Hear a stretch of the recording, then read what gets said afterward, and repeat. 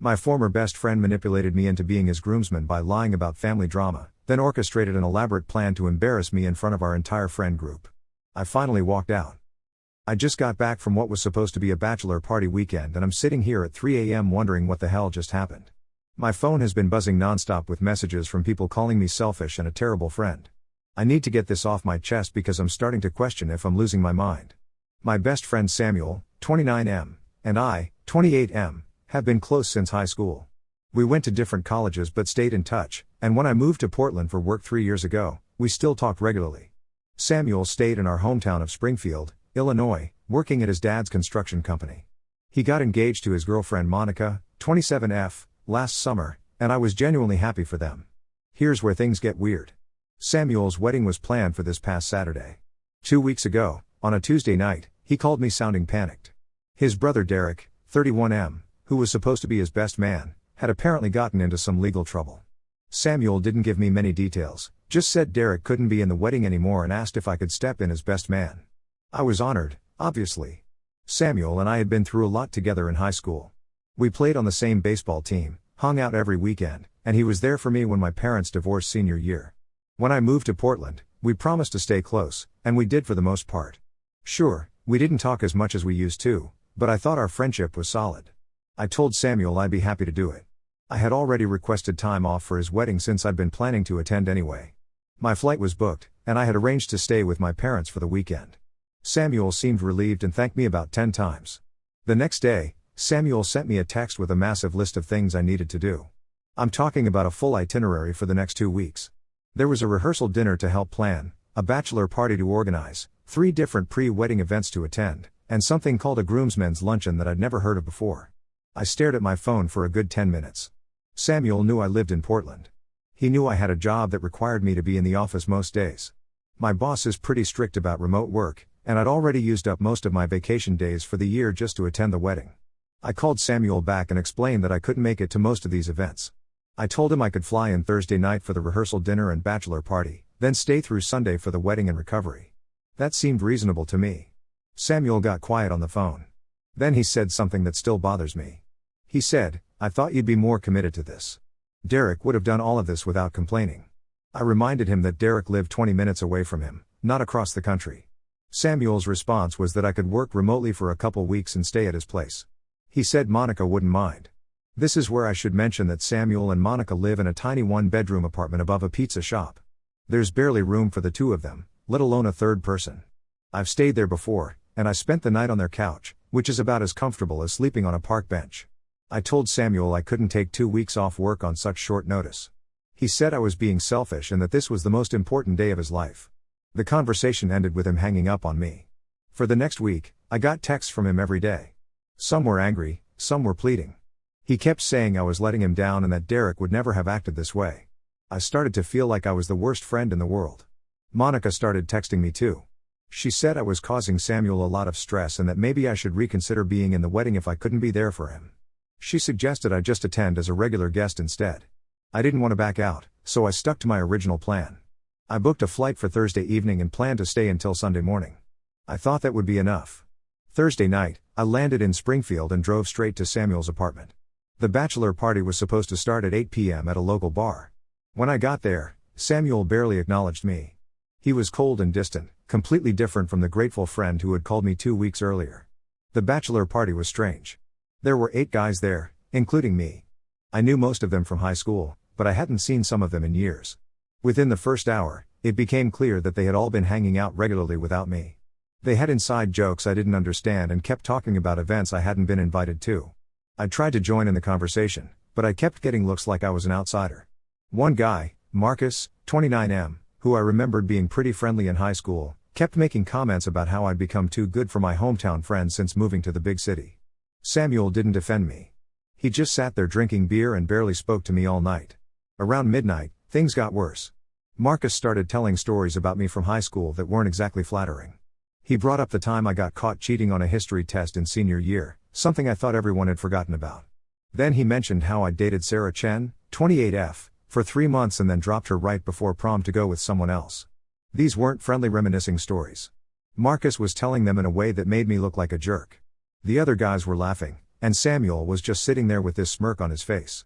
I excused myself to go to the bathroom and heard Marcus say something about how I'd probably ditch the wedding too if something better came along. When I came back, the conversation stopped abruptly. The bachelor party ended around 2 a.m. Samuel didn't say goodnight to me.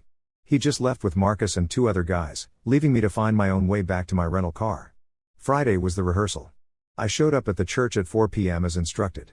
Samuel was there early, talking to the wedding coordinator. When he saw me, he didn't wave or smile. He just nodded in my direction. The rehearsal went fine, but Samuel barely spoke to me during the whole thing. When we practiced walking down the aisle, he made sure I was positioned as far from him as possible. At one point, Monica's sister Emma, 25F, asked me if everything was okay between Samuel and me. I told her I wasn't sure.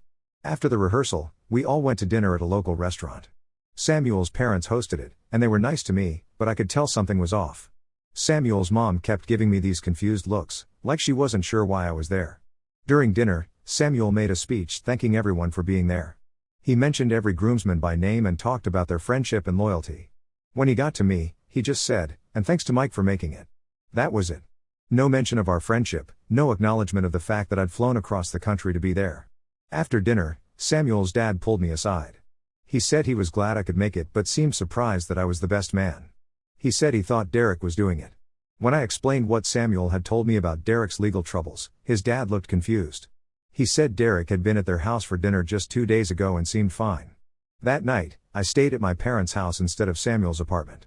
I couldn't shake the feeling that something was wrong. Saturday morning, I got to the church early to help set up. Samuel was already there with Marcus and 2 other groomsmen. They were moving chairs and setting up decorations. When I offered to help, Samuel told me they had it covered. I spent the morning feeling useless. Every time I tried to help with something, I was told it was already taken care of. I started to wonder why Samuel had even asked me to be his best man. 2 hours before the ceremony, Monica's maid of honor, Jessica, 26F, came up to me and asked if I had the rings. I told her Samuel had them.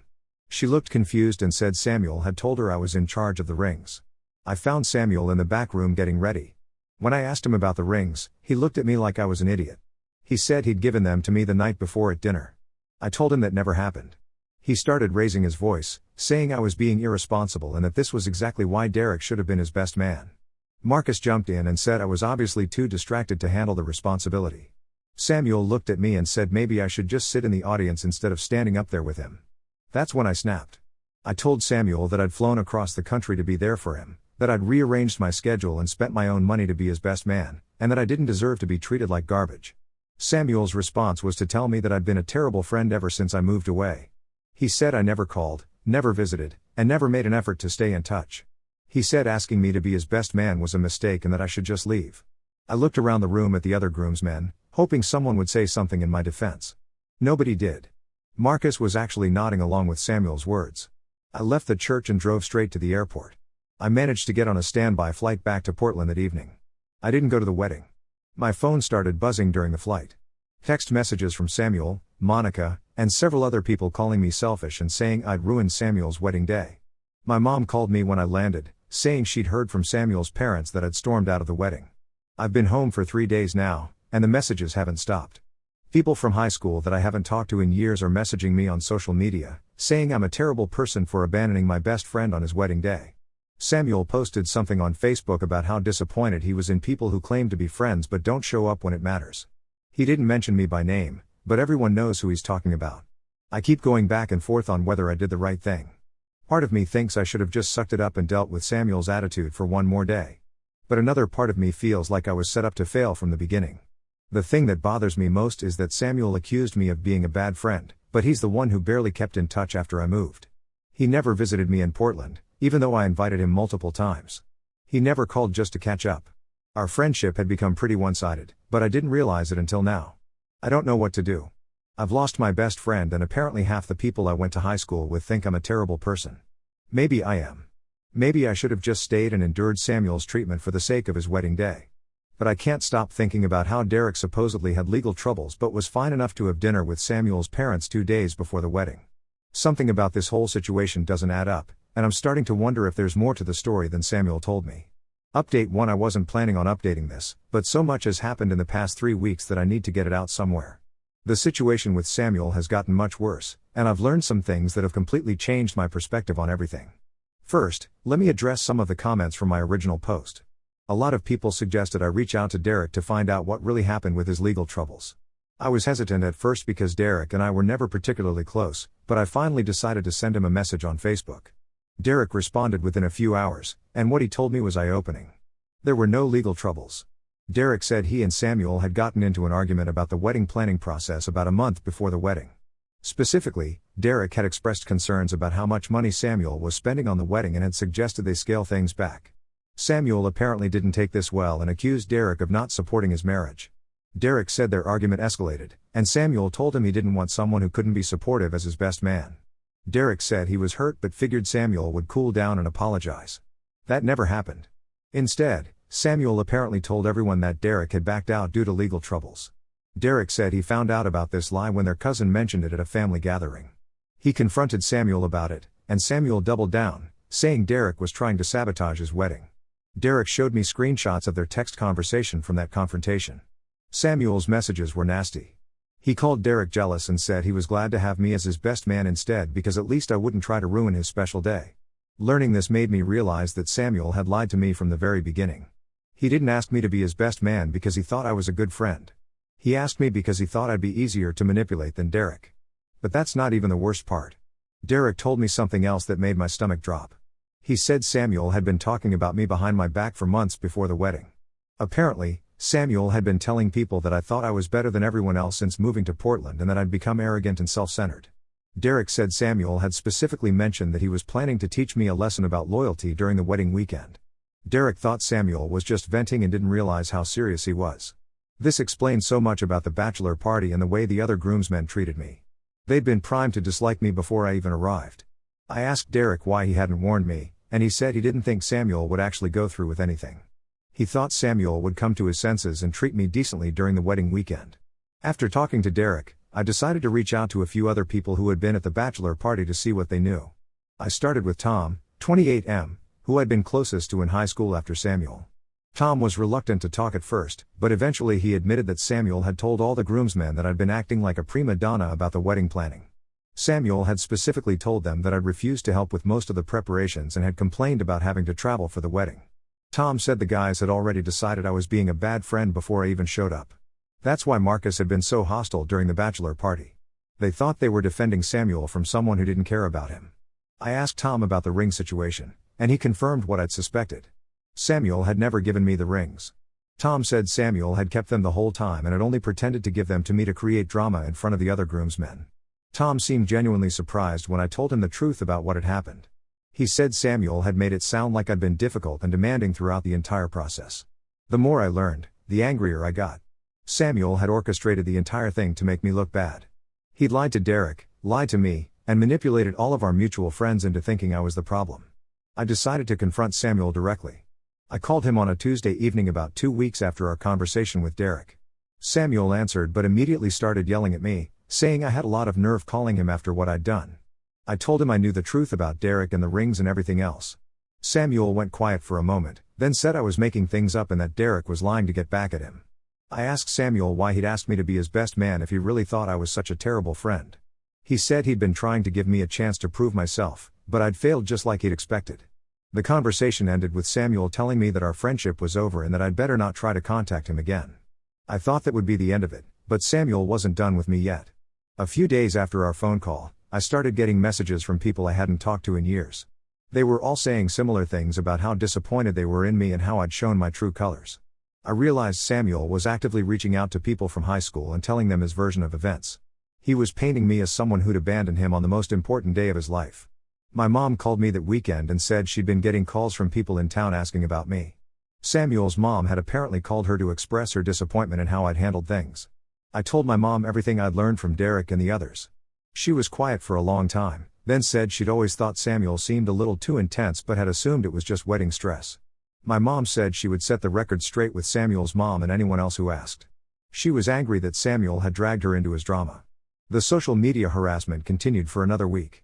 I was getting friend requests from people I barely remembered from high school, also they could send me messages about what a terrible person I was. I finally decided to make a Facebook post explaining my side of the story. I didn't name Samuel directly, but I laid out the facts about what had happened. I mentioned that I'd learned the supposed legal troubles were fabricated and that I'd been set up to fail from the beginning. The response to my post was mixed. Some people believed me and apologized for judging me harshly. Others said I was just trying to make excuses for my behavior. But the post did accomplish one thing. It got people talking, and the truth started to come out. Marcus, who had been one of the most hostile guys at the bachelor party, actually reached out to me privately. He said he'd been friends with Samuel for years and had never questioned his version of events. But after seeing my post, he'd started to put pieces together. Marcus said he'd noticed that Samuel often talked negatively about people behind their backs, but he'd never thought much of it. He said Samuel had a way of making his complaint seem reasonable and justified. Marcus apologized for his behavior at the bachelor party and said he wished he'd gotten my side of the story before judging me. 2 other guys from the bachelor party reached out with similar messages. They said they'd been manipulated by Samuel and felt bad about how they'd treated me. The vindication felt good, but it also made me realize how toxic my friendship with Samuel had become. I started thinking back to other interactions we'd had over the years, and I could see a pattern of manipulation and control that I'd missed before. Samuel had always been the leader of our friend group in high school, and I'd been content to follow his lead. But as adults, that dynamic had become unhealthy. Samuel expected me to remain subordinate to him even though we were living separate lives. I also realized that Samuel had been testing my loyalty for years.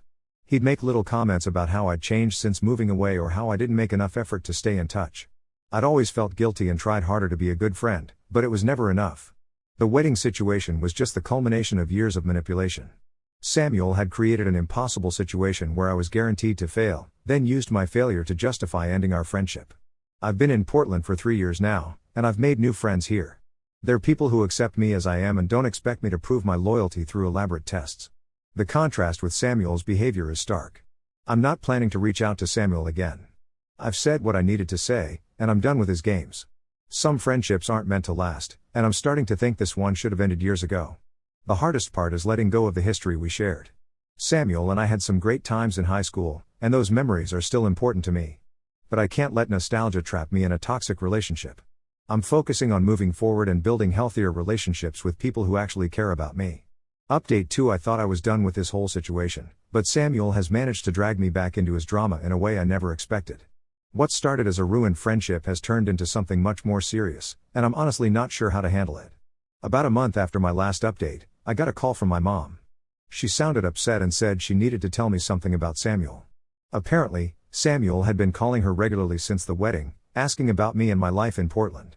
At first, my mom thought he was just being friendly and maybe looking for a way to reconcile. But his questions became increasingly specific and intrusive. He wanted to know where exactly I worked, what my address was, and whether I was dating anyone. My mom said she'd been giving him vague answers because something felt off about his interest. She was right to be suspicious. Last month, I got a LinkedIn message from someone I didn't recognize. The profile looked legitimate, but when I clicked on it, I realized it was fake. The person claimed to be a recruiter from a company in Portland and said they'd heard about my work through a mutual connection. The message asked me to provide detailed information about my current job, including my salary, my boss's name, and specifics about projects I was working on. They also wanted to know about my living situation and whether I was happy in Portland. I didn't respond to the message, but I screenshotted and showed it to a coworker who used to work in HR. She immediately said it looked like someone was trying to gather information about me for malicious purposes. That's when I started putting pieces together. The timing of the LinkedIn message coincided with Samuel's calls to my mom. I suspected Samuel was behind the fake profile, but I couldn't prove it. 2 weeks later, I got another message, this time from a different fake profile claiming to be from a Portland dating service. This one asked even more personal questions about my relationship status, my preferences in partners, and whether I was looking to settle down in Portland long term. I reported both profiles to LinkedIn, but I was starting to get worried about what Samuel was planning. My concern escalated when I got a call from my boss at work. She said she'd received a strange email from someone claiming to be a reference checker for a job I'd supposedly applied for. The email asked detailed questions about my performance, my attendance, and whether I'd expressed any interest in leaving the company.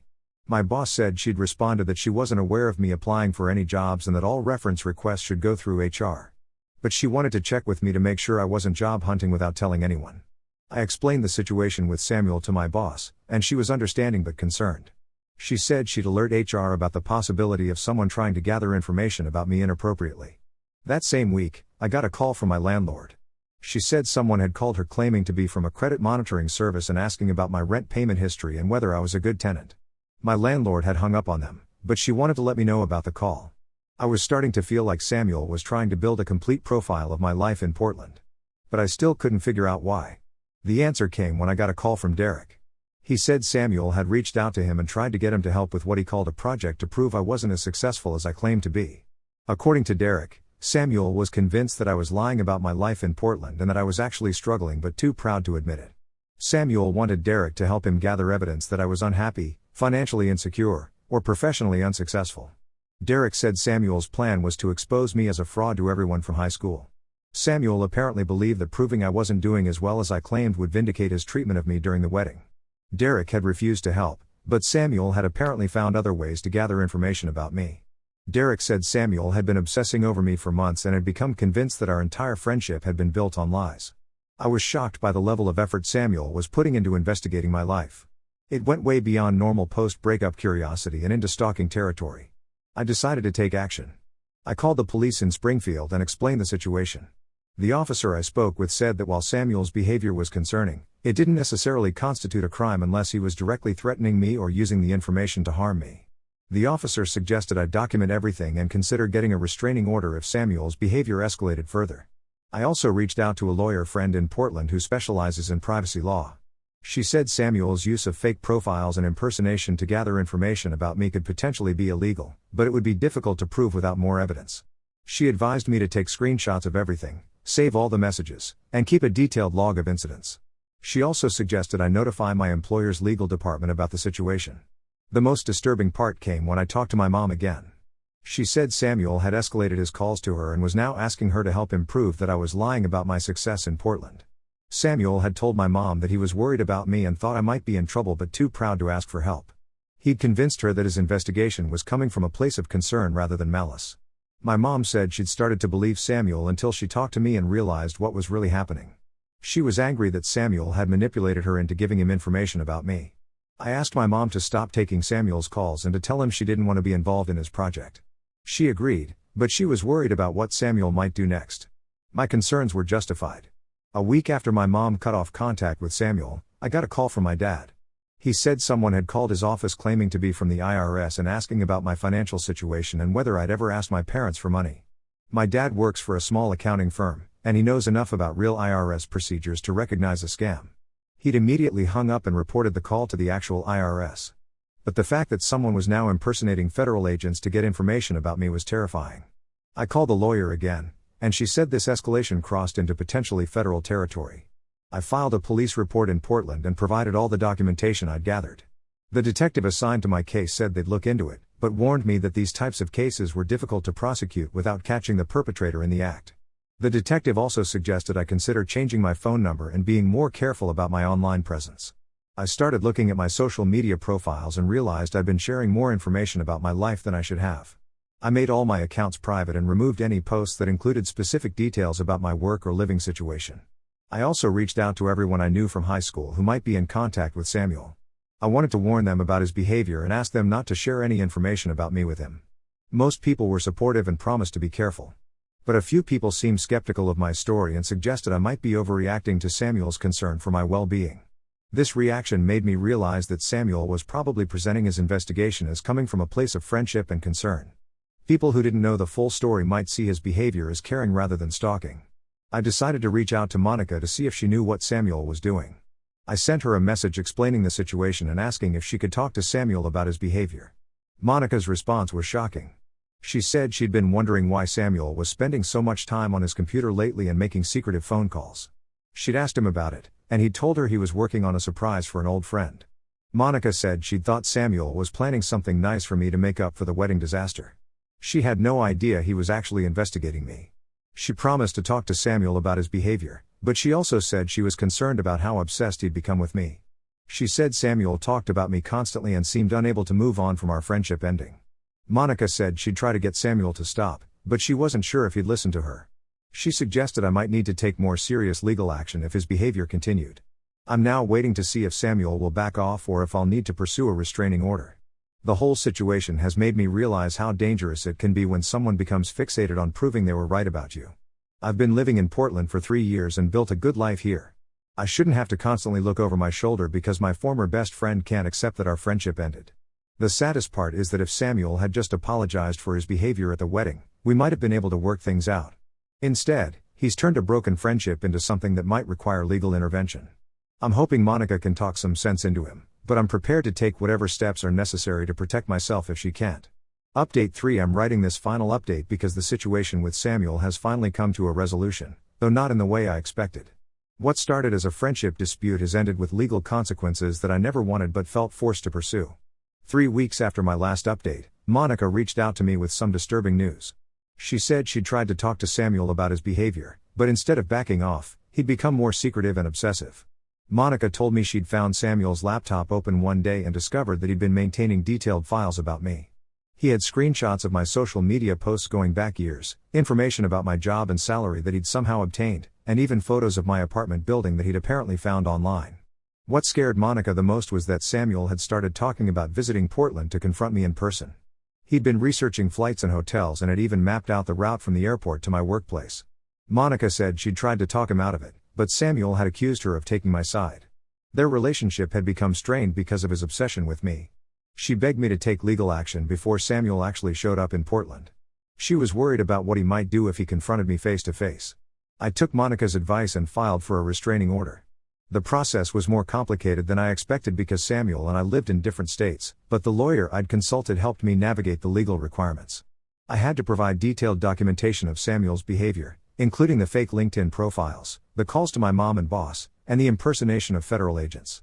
The evidence was extensive enough that the judge granted a temporary restraining order. Samuel was served with the papers at his apartment in Springfield. According to Monica, he completely lost it when he realized I'd taken legal action against him. Samuel called Monica and accused her of betraying him by talking to me. He said she'd ruined his plan to expose me as a fraud and that she was as bad as I was for not supporting him.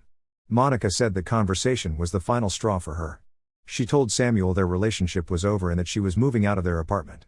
But Samuel wasn't done. 2 days after being served with the restraining order, he violated it by creating another fake social media profile and sending me a long message accusing me of destroying his life. In the message, Samuel said I'd always been jealous of him and that I'd manipulated everyone into thinking he was the bad guy. He claimed that getting the restraining order proved I was vindictive and that I'd never been a real friend to him. The message also contained some concerning statements about how I'd pay for what I'd done to him and that he wasn't going to let me get away with ruining his life. I immediately reported the violation to the police and provided screenshots of the message. The detective assigned to my case said the message constituted a clear violation of the restraining order and that Samuel could face criminal charges. Samuel was arrested 3 days later at his apartment. Monica told me she'd been staying with a friend and had avoided contact with Samuel since their breakup, but she'd heard from neighbors that police had come to the building. The arrest seemed to be a wake-up call for Samuel's family. His mom called my mom and apologized for her son's behavior. She said she'd been unaware of what Samuel was doing and was shocked by the extent of his obsession with me. Samuel's mom said the family was encouraging him to get professional help and that they supported my decision to take legal action. She promised that Samuel would leave me alone going forward. Derek also reached out to me after hearing about Samuel's arrest. He said he'd been contacted by Samuel's lawyer, who was trying to build a character defense. Derek had refused to help and had instead provided a statement about Samuel's pattern of manipulation and lying. Derek said he felt guilty for not speaking up sooner about Samuel's behavior. He'd known Samuel was capable of being vindictive but hadn't realized how far he'd go to hurt someone. Samuel ended up pleading guilty to violating the restraining order and was sentenced to probation and mandatory counseling. He was also ordered to pay restitution for the legal fees I'd incurred in getting the restraining order. The probation terms include a provision that Samuel cannot contact me directly or indirectly for 3 years. If he violates this again, he could face jail time. Monica reached out to me one more time after Samuel's sentencing. She said she'd moved back in with her parents and was trying to rebuild her life after the chaos of the past year. She apologized for not seeing Samuel's behavior sooner and for not stopping him before things got so bad. She said she'd learned a lot about manipulation and emotional abuse through the experience. Monica also told me something that helped me understand Samuel's behavior better. She said Samuel had always been controlling in their relationship but had gotten worse after I moved to Portland. According to Monica, Samuel had become fixated on the idea that I thought I was better than him and that I'd abandoned our friendship for a more successful life. He'd convinced himself that I was lying about my happiness in Portland and that exposing me would prove he'd been right about me all along. The whole experience has been exhausting and traumatic, but I'm glad it's finally over. I've learned a lot about recognizing toxic behavior and setting boundaries with people who don't respect them. I've also realized how important it is to trust your instincts when someone's behavior doesn't feel right. I should have recognized Samuel's manipulation much earlier and ended our friendship before it got to this point. My life in Portland has gotten back to normal. I've been more careful about my online presence and have developed better relationships with people who actually care about my well-being. I haven't heard from Samuel since his sentencing, and I hope I never do again. Some friendships are meant to end, and trying to force them to continue can lead to dangerous situations. I'm sharing this final update because I want people to know that it's okay to cut toxic people out of your life, even if you have a long history with them. Sometimes the healthiest thing you can do is walk away from someone who refuses to treat you with respect. If someone in your life is displaying controlling or obsessive behavior, don't ignore it. Document everything and seek help if necessary. Your safety and well-being are more important than maintaining a toxic relationship.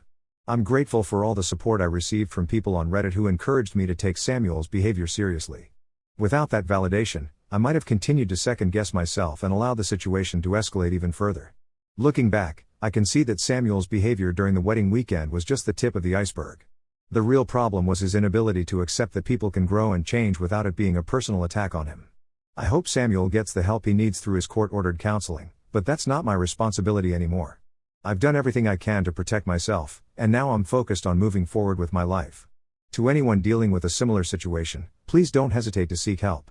Toxic friendships can be just as damaging as toxic romantic relationships, and you don't owe anyone your mental health or safety just because you have history together. I'm closing this chapter of my life and looking forward to building healthier relationships with people who actually want the best for me. Sometimes ending a friendship is the kindest thing you can do for both parties, even if it doesn't feel that way at the time.